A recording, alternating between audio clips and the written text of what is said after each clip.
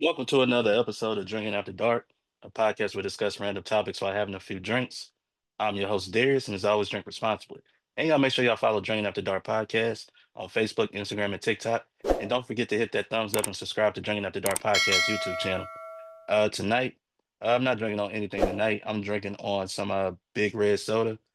So that's what I'm drinking on tonight, man. I hope you guys had a great, safe weekend. I know Valentine's Day is coming up, so I know some of you guys are trying to get your plans and everything together. Um, and I mean, let's just be honest. All right, this past weekend, it was a shock to everybody. If y'all know what I'm talking about, we're gonna get into this first topic because there's a couple of things I want to talk about. Really two things I want to talk about uh right now. The first is I mean, come on. If you like me, a sports fan, the man, I it's just a complete shock, right? The trade heard all around the world. If y'all like me, y'all know what I'm talking about. Uh, Luka Doncic and Anthony Davis have been traded. Okay, Luka is going to the Lakers. Anthony Davis is going to the Mavericks. Like me, well, like y'all, just like me, I was completely shocked. I was actually laying down about to go to sleep, and I remember just going to my just decided to look on my phone, right? Decided to look on my phone and see what was going on. Excuse me. And the next thing I know, I see this it was ESPN Facebook post, right? And it's a breaking news. Luca has been traded to the Lakers for Anthony Davis. And I was like, nah, this can't be real. I'm thinking it was fake, right? So the first thing I did was go to the actual website, went to ESPN.com, and right there in your face, breaking news, Luca for Anthony Davis. Um, I am completely shocked by this trade. One, because nobody knew about it. It came out of nowhere. And I know people on both sides, whether you're a Mavericks fan or a Lakers fan, you're just like, I cannot believe this has happened. You see all the reactions all across social media. Everybody's at first we didn't believe it. We thought it was just a hoax or something like that. Nope, but Psalms from ESPN, he pretty much confirmed it was real. It was real. And I mean, people are still talking about it right now. They still I mean, if you go on like TikTok, you go uh like Facebook, you go on even Instagram, everybody is talking about this, right? I mean, I've seen a post on TikTok where there was a wedding going on. They paused their wedding because they were shocked by this trade. Well, their wedding reception, I should say. Their wedding reception because they were shocked by this trade. Um, just details on this trade real quick. This was technically it was three teams were involved, okay? The Mavericks, the Lakers, and the Utah Jazz. All right. So the Lakers obviously they got Luca, Kleber, and Markieff Morris. So that's who's going to the Lakers. Dallas got obviously Anthony Davis, Max Christie, and the Lakers 2029 first round pick. The Jazz receive Jalen Hood, Shafino, uh, the Clippers 2025 second round pick, and the Mavericks 2025 second round selection. So in order for this to work, the Jazz had to be involved. So they got a player, a couple of second round picks, but this has, it was shocking all the way around. Okay. This was a complete shock. And for me, if you're asking who won in this situation, um, I think both teams won if they understood what the objective is. Start with the Lakers. The Lakers, obviously, we all know LeBron James probably got another year left in his career, no more than 2 years. Let's just call it what it is. But they have to prepare for the future right now. And you need that player to prepare for the future. And they got that. Luka Doncic is top three player in the NBA, hands down, right? Five-time first team All NBA, 25 years old, hasn't even hit his prime yet. Guy just led his team, the Dallas Mavericks, in the NBA Finals last year, going against a stacked Boston Celtics team, who I think are the favorites to win it again this year. But the Lakers are looking, this is a 10-year plan for them. Okay. That's why this trade is so important, because I just feel like th- they have to think about the future. All right. They have to think about the future, and LeBron is not going to be there forever. So now you gotta start thinking, okay, who's going to be our centerpiece, and how we're going to build around this centerpiece. So that's from the Lakers perspective. From the Dallas perspective, um, it's about win now. Win now. As constructed right now, the Mavericks have the better team. Okay. You got Anthony Davis coming in with Kyrie Irving. You got Derek Lively, you got another big, you got Klay Thompson, who could still spread the floor, who could still shoot the ball. Um, so I believe that their roster is better right now. The Lakers don't have any bigs at this point. I'm not saying that, they're not done yet. It's still got some time. The trade deadline is Thursday at, I think, 3 Eastern. So they still got time to, make moves. Dallas even got time to make moves. But I think what's so surprising about this is that, the Lakers didn't give up everything to get Luka. They still kept one of their first round draft picks. So they could use that in a trade. Obviously, they got to get some size and everything like that. Um, so that for me, from a perspective and what both organizations want to do, is a win-win. Now, more of the details is that Luka is no longer eligible for the Supermax, because if he would have stayed in Dallas after the season, he would have been eligible for a 5-year, $345 million extension, right? Now he's not going to be able to get that since being traded to the Lakers. He will only be able to sign for he still signed a 5-year extension, but it won't be the Supermax. With that trade, he has lost $116 million. That's a lot. Now you got to compare California and Texas. In Texas, there's no state income tax. In California, there is. So you got to take that into account, right? Now, obviously, a guy like Luca, I mean, endorsement deals. I mean, he probably got, deals back in his hometown. He's a global superstar. Okay. He's a global superstar. He'll make that up easily, right? Now, for some other players, like, oh, that's a big deal because they have to think about that. But for Luca, even though 116, nobody wants to lose $116 million, but he's he can make that up. There's only a handful of guys in the NBA that could take less money, and even though they want it, but they can make it up in other ways. But there's also something to be said about this particular trade, because this trade is not about the Lakers. This is all about the Mavericks. Okay. Now, for anybody who's looking at this, you gotta remember this is the first time that two all NBA players have been traded from one another in the history of the game. All right. Not only that, but Anthony Davis is no slouch. I mean, come on. Anthony Davis, I think, for what the Dallas Mavericks, and they talked about this. I mean, you've hearing all this stuff, and this is why I said that this was more about the Mavericks than the Lakers. The Dallas Mavericks, to me, I don't think they would come out and say it, but I think, to me, they didn't trust Luka Doncic, because what's the one thing people always talk about Luka? His conditioning, his conditioning. Um, it's been alleged right now he's up to 270. I don't know how much is that's true or not. It's alleged, but we know his biggest issue so far in his young career is his conditioning, right? And some believe that if you they can't trust him moving forward. They can't trust this guy moving forward, even if you give this guy $70 million over the next 5 years.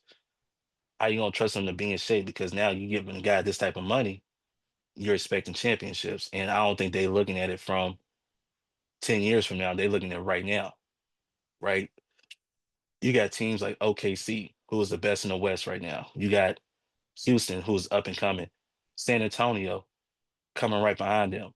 For the future, they looking at like, okay, this is our window to win now because we're not going to win later. So this move would make sense uh for Dallas because what Anthony Davis bring to the table, not only offensively, but what he also bring defensively, right? One thing about Luka, he's a great offensive player, but he is one of the worst defenders in the league. We have to call it the way we see it, right? Because you have to understand this is offensive output. It doesn't it has an impact because you look at Dallas, they're like, well, they slightly got worse offensively, but you look at what they have upgraded defensively. Anthony Davis could go back to his natural position, which is the power forward position. They already got two bigs there that can help out. So, this team, if you ask me right now, who's closer to winning the championship is Dallas because of that addition to Anthony Davis. He could play his position. You got Kyrie, who you could go to in the fourth quarter. You still got Klay Thompson. A lot of people like to write him off, but the guy can still shoot, still spread the floor. Anthony Davis is a guy I feel like, you know, you could give him the ball down low when you need a bucket, let him go to work. You could feature him more, I believe, in the sense that, with Jay Kidd, he's going to pretty much force the ball to um, Anthony Davis and Kyrie. I mean, listen, Kyrie is going to be the guy that's going to make everything happen, right? With the press conference, I saw the press conference. I don't know about you guys. I saw the press conference when Nico Harris, who's the GM, the guy who made this trade, sitting next to Jay Kidd. Jason Kidd did not look too happy being there. You can look at his body language. He didn't. He looked at him like, "Why you do this?" Because nobody knew about this, right? The players didn't know about it. And ironically, the Lakers played in New York after the game. That's when the deal was done. LeBron didn't know about it. He was eating dinner with friends and family. He didn't know about it. So, and you start seeing reaction throughout the league. Kevin Durant, his reaction, Devin Booker, his reaction. You saw the reaction of the Portland Trailblazers when this trade happened. Everybody was shocked. I mean, you got people coming out of surgeries, they can't believe what's happening. You got people who can't go to sleep because this trade was happening. And it just goes, I think this is also something that is very telling now because what the NBA wants to do, the owners of the NBA wants to do is be more like the NFL. The owners of the NFL run the sport, not the players, right? This trade here basically is letting the players in the NBA know we're the owners. We make the rules, not you. We could trade you unless there's only two players in the NBA has no trade clause. That's LeBron James and Bradley Beal. But we could trade you at any moment, right? Even though there's certain players that you're looking at and say, well, um they're not going to be traded. You look at Steph Curry, he's not going anywhere. He's going to retire a Warrior. Um, but the fact that they traded Luka now it's like even a superstar could say, I could be traded at any moment. So now it's everybody says like, man, we can't believe this is happening. Luka's one of those guys you figure is untouchable, right? He's a face of the franchise. He was going to be the guy, after Dirk left, they ushered in another franchise player to help bring a championship home. Um, they were close last year. Like I said, they were in the finals against the Celtics, lost to the Celtics in the finals, but they had a chance to get back there. And I mean, Nico Harris, and you got to think the ownership group too. They had to sign off on this.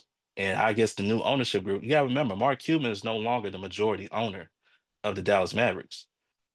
So the new ownership group is saying, like, I don't know if we want to pay this guy $70 million a year over the next 5 years to, do what? They're looking at like, man, these young teams, they coming, we gotta win now.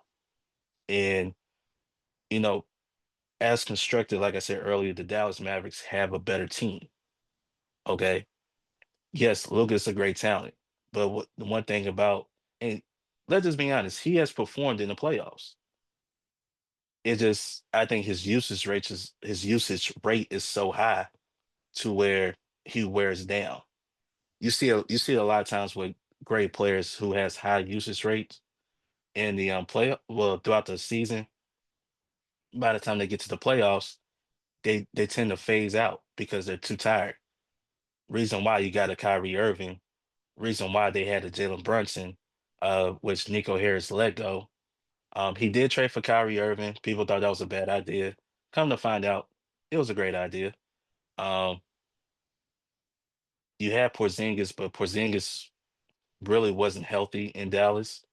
So, I mean, this guy is injury prone as well. So, I mean, there's moves being made, moves being made. Um, but teams are coming. They listen. This shocked everybody. This shocked everybody. For the Lakers, this is their plan for the next 10 years. They got their franchise player for the next 10 years. Obviously, now LeBron can take a step back from being the main guy because he really wanted Anthony Davis to step up. Anthony Davis didn't step up. And ironically, his last game he played, Anthony Davis had a 40-20 game. Y'all forget, Anthony Davis is still a top 10 player in the league. So when people look at this trade, they're like, I think what was why everybody's talking about it because they're still shocked about the trade and how it went down and when it was announced. That was the thing when the trade was announced. So when all of this takes place, right? Obviously the Lakers got to do something more with their roster. They gotta get they gotta get some bigs in there. And Dallas, I mean, Dallas still can make another move, but for right now, I believe Dallas is more fit to win now than the Lakers, in my opinion. Because even though you got better offensively, you really got worse offensively, I mean, defensively, because Luka is not a defender. He's not a defender. So um again, we'll see how this works. If the objective is for the Dallas Mavericks to win now, they did their part. Is for the Lakers to build for the next 10 years, then they did their part. So all I can say is it's a win-win for both organizations. I know Nico Harris is basically putting his career on the line, a guy who worked at Nike as an executive, come to Dallas, and he made some decisions, not paying Jalen Brunson. To me, kind of a bad move at that time.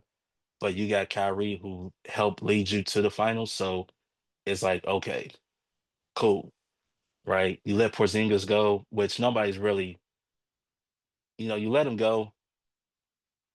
We can see why, right? Injury prone. Well, we see why. But you did bring in Klay Thompson, which is a great addition. You brought in PJ Washington, great addition. You got Derek Lively. Um, so I could see it, but letting Luca go, I mean, it could come back and haunt him later on. I think right now he just, if you saw the press conference, he basically saying either this is going to work or it's not going to work, and I might not be here. So he's owning up to that, and I'm glad he is owning up to that. So, um, y'all let me know. Y'all let me know what y'all think about this particular trade, how y'all felt about this trade, who won this trade, how you see these two organizations playing out, not only right now, but also in the future. And we'll just go from there, right? This, I mean, listen, it's still more to come. Obviously, if y'all also still be paying attention, we know the NBA trade deadline is Thursday. De'Aaron Fox is going to San Antonio. Um, he's going to San Antonio, which in the is basically a three-team trade, which Zach LaVine is going to Sacramento, but I don't know what Sacramento doing right now. First off, you let their coach, who was the coach of the year uh just the other season, you fire him, then you pretty much let your best player go, De'Aaron Fox, to San Antonio to be in that organization with Wemby, a scary sight. De'Aaron Fox with Wemby, you got Chris Paul there that could, you know, help these guys, in their careers. I mean, are we gonna have any more shocking details? De'Aaron Fox thing was not a shot because he wanted out. It's been reported. But when you have a trade that came out of nowhere, yes, people are gonna be shocked about it because nobody saw it coming. So that's what that trade, that's why it was known as trade heard around the world. Okay.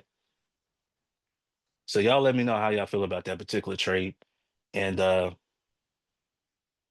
who won. And you gotta look at it from an objective standpoint. Because I know you're gonna have Lakers fans like, oh, we won hands down, but you gotta look at your roster. Look at the Mavericks, they probably like, we why, and they protested. They even had a casket out there. Like, why you do this? But we'll wait and see. All we can do is now wait and see the results. All right. All right, y'all. Let's move on to the uh next subject. Let's talk about the Grammys. Okay. The Grammys. The 67th annual Grammys. Let me see. So pretty much uh there's some things. The Grammys, let's start with the red carpet. Okay? Because I want to go and get this out the way right now. Did y'all see how the two interviewers for AP, the Associated Press, well, really it was one of them. I'm not basically Babyface was disrespected by this particular interviewer, right? Disrespected by this particular interviewer, and because she called out another artist who I don't know on the red carpet while Babyface was giving an answer to a question that was asked by one of the interviewers. All right. So I know a lot of y'all seen it, a lot of y'all talking about it. I thought it was very disrespectful to interrupt a legend. And you gotta give Babyface credit. He's a legend. He was very professional in that manner. Um, and it was only one of them. If y'all go back and watch, I don't know who the young lady, the woman that was in the black dress, not her, because she asked the question and she was actually there listening to his response. It was her her partner, the other woman who called out whoever this woman is. I forgot her name, but called her out and basically had her come over while Babyface was giving the answer. That was highly unprofessional. I don't think she's gonna be on the red carpet anytime soon. Maybe never, ever again. I won't be shocked by that. Uh, it just goes to show that a lot of people don't have the training to do this job, right? Usually, you have people that will bring the artist over while they're speaking, you know, get all that while the interview is all that focus your attention should be on is the person you're talking to. And this particular woman disrespected Babyface. She did do an apology. She did do an apology. I'm glad it was her speaking, not the other woman, because the other woman didn't do anything. So I just want that to be very clear. The other woman who wore the black dress, don't know your name. but she didn't do anything wrong. It was her coworker. You looked at her actions, you saw everything. It was just totally disrespectful. Um, I really hope, really, I wish that she would have done it on camera. Had Babyface there with her, apologize to him on camera. Cool. I would rather see that. But again, very disrespectful. And also on the red carpet, before we get into the actual Grammys, the red carpet, Kanye West and his wife. Okay. Did y'all not see what his wife had on? Basically, she was nude on the red carpet. She had on this big black furry coat, walked in, and when she had something like that on in LA, I'm kind of thinking she probably ain't got nothing underneath that. My wife came out and showed me the clip of that because I didn't see that. Well, I didn't see the red carpet period, but um, on social media, I saw the viral moment where Babyface was disrespected. Then I saw my wife showed me the clip of Kanye's wife on the red carpet as soon as she pulled off the black coat, naked, butt naked, pretty much, right? Um, Anybody shocked? I mean, if Kanye is involved, no one is shocked by it. Um, I'm just glad that that moment was not the biggest moment of the night. Three other moments was way bigger than that. Okay. I already talked about Babyface. Now let's talk about two of the artists who basically um I mean, it was about them, right? Kendrick Lamar and Beyonce. Um, I want to talk about Beyonce first because when I get into this Kendrick Lamar thing, it is so you can see my face lighting up right now. Beyonce. Beyonce to me got the last laugh with her her album, her country album, Cowboy Carter. Okay. So let's do it this way, okay? So Beyonce, she was nominated 11 times. This is what she won. Well, she won three times. She won three Grammys, but two of the biggest awards she got was Country Album of the Year, and the first time in her career she won Album of the Year. Now, why is this a big thing? This is why I'm smiling too. If y'all remember, the CMAs didn't want Beyonce's album to be a part, or they didn't want Beyonce to be a part of the CMAs, period, because she's saying she's not country. Who are you to dictate who's country and who's not? Have you not listened to the country songs out today? They don't sound country. They sound more hip hop than anything else. All right. So they didn't want her to be a part of that. And guess what? Beyonce got the last laugh. Not only did she win country album of the year, but she won the biggest award of the night, which is album of the year. The first time in her career. Okay. And she also won another album. I think it was like a duo. I forgot the category, but won it with Miley Cyrus. All right. I was like so happy for Beyonce because of the fact that you look at a genre of music, they did not want. I'm not gonna say all of them. It's basically the old heads in country. The younger artists, you could tell they work with whoever the younger generation of country artists. You see them working with rappers, R&B singers. It for them it's just about music as a whole, right? Obviously they grew up on it. Um, they listen to different. You could hear it in their music too, right? But overall, they did not want Beyonce to be a part of it. And Beyonce came back with the last laugh, country, country album of the year. And I know a lot of people are upset about it, but guess what? Now y'all know how it feels because when Malcolm Moore won rap album of the year over Kendrick Lamar, we looked at like, oh, whoa, whoa, whoa. And nobody goes back and listen to that album. Let's just be honest. So Beyonce, kudos to her. Congratulations to Beyonce. I didn't want to spend too much time on it, but she was to me, her like that's why I brought her up because she got the last laugh. Just because somebody said we don't want you here don't mean. And here's the thing. For those, I know you got a lot of country fans out there. Her album was a country album. Let's just call it what it is. It was a country album. It might not be country in a traditional sense like y'all, but it's still considered a country album. And guess what? She won a country album of the year and album of the year award. So that's the last laugh right there. Now, let's get to Kendrick Lamar.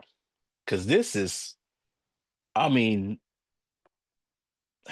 not like us. How many? I think he brought in what, like 5 awards? He sure did. He brought in 5 awards. Um, which I mean, there's so many layers to this. It's just absolutely funny, right? So many layers to this. So Kendrick Lamar won Grammy for Record of the Year, Song of the Year. Uh, let me see what else.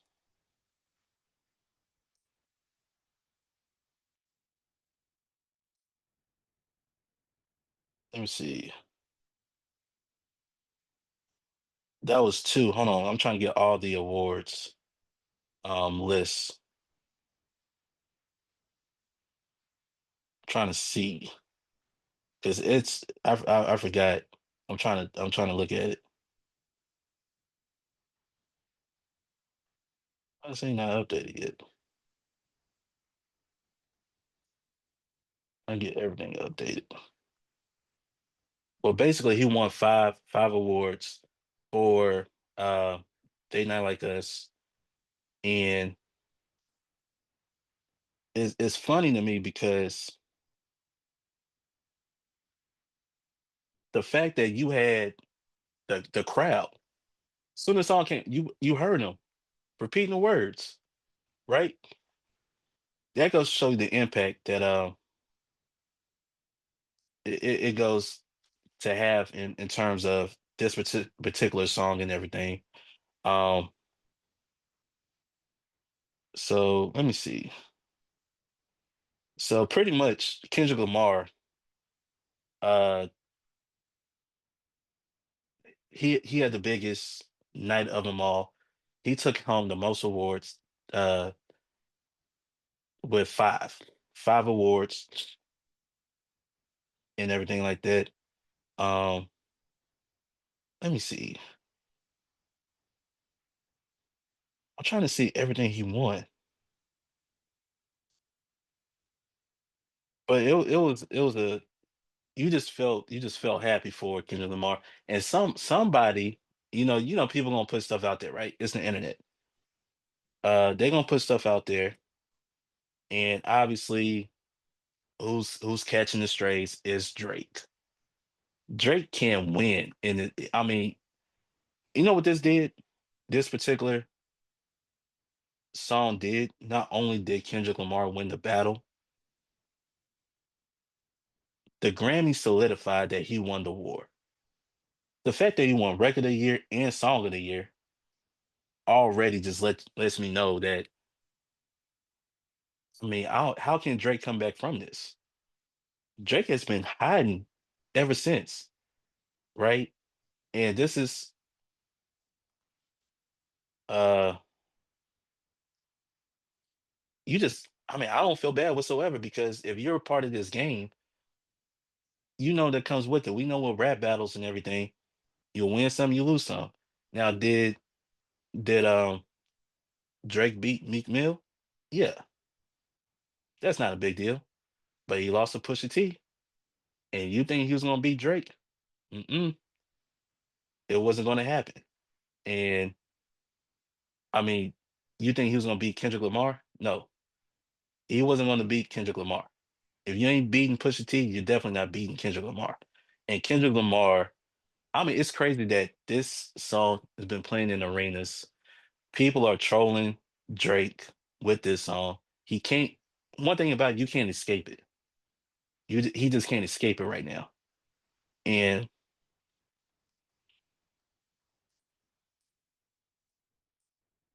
uh let me see real quick. Let me see. I'm trying to get okay, let me see. One, two, three, four, five. Okay, so this is all of his wins, okay? So Kendrick won Song of the Year, Record of the Year, like I said, Best Rap Song, Best Music Video, and Best Rap Performance for Not Like Us. And the fact that, one thing about Kendrick Lamar, y'all saw his acceptance speeches. He's so humble, he's quiet. He's always going to shout out where he's from, his influence and everything like that.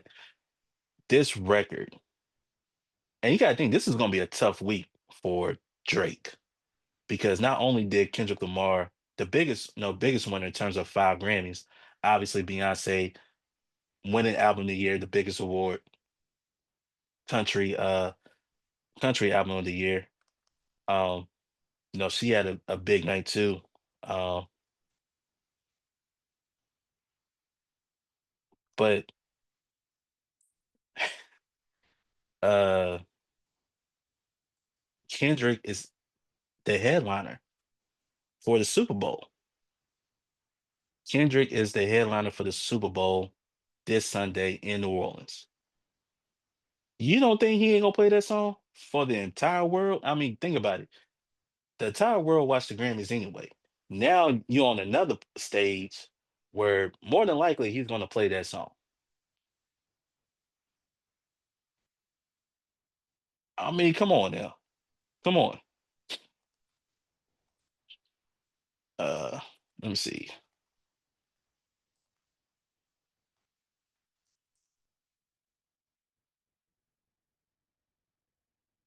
Uh, but yeah, this is something that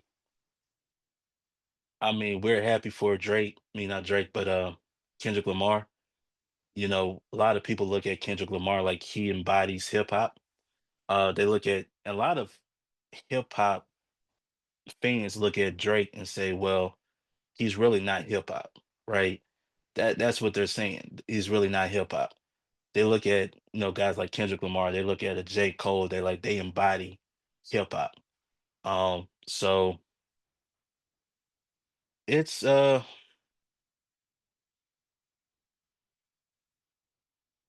it's crazy to me. It's crazy to me, but I'm just like I couldn't be Drake right now. I'm happy for Kendrick Lamar. I mean, listen, Not Like Us is a great song. I mean, you can't help it. I mean, you play that everywhere. You can't escape it. That's something that I don't think Drake could ever escape is that particular song. And there's been a lot of diss songs. And you gotta think, a diss song that won 5 Grammys. A diss song that won 5 Grammys. Two of those Grammys, record of the year, song of the year. You ain't never heard of this song winning record of the year, song of the year. Never heard it. Heard it before and it happened. So shout out to Kendrick Lamar, shout out to Beyonce. They were the biggest winners of the Grammys last night. Um, for winning, you know, big, big last night. Also, let me see what else this says here because I was trying to figure out the other category that Beyonce won. Um, she also won. What's that song with Miley Cyrus? Basically, she won Best Country Duo Group Performance. She won that Grammy with Miley Cyrus. So Miley Cyrus she received a Grammy as well. So shout out to Miley Cyrus and everything. So yeah, Beyonce got the last laugh, and Drake, the biggest win. You gotta think this thing is going to continue on through Sunday when when he's headlining the Super Bowl. So I know there's a lot of artists out there that won. So congratulations to all the other artists out there. Also, too, um,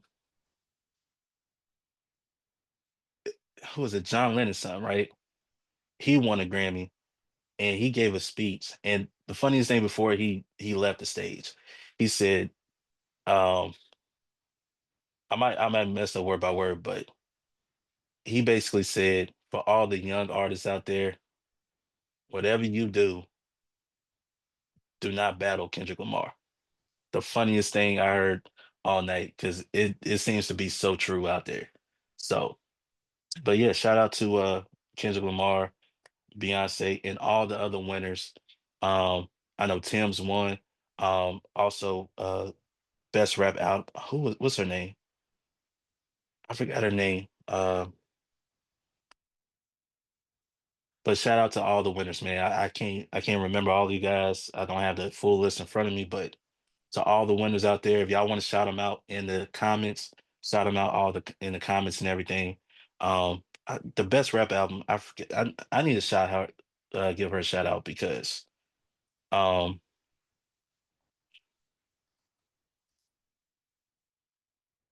she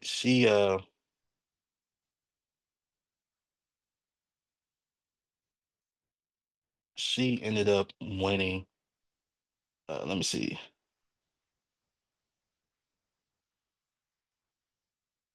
Oh, Dolce. Yeah, that's who it was. You look at woman solo album.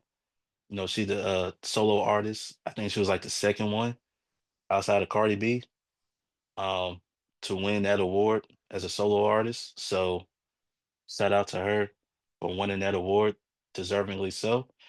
So hey, it was a big night and a lot of winners celebrated last night. So congratulations. All right, y'all. Thanks for tuning in with me tonight. Appreciate you guys for continuing to support to Drinking After Dark podcast. Make sure y'all follow on Facebook, Instagram, and TikTok. Hit that subscribe button. Also, episodes, man, you can catch on YouTube, Spotify, our Radio, Apple Podcasts, wherever you listen to podcasts. Please show your support and everything like that. Um, Stay tuned, man, because I got a prediction for the Super Bowl coming up. So y'all stay tuned to that. I'll let y'all know how I feel about that. All right. Till next time, I'm Darius from Drinking After Dark, and we out. Peace.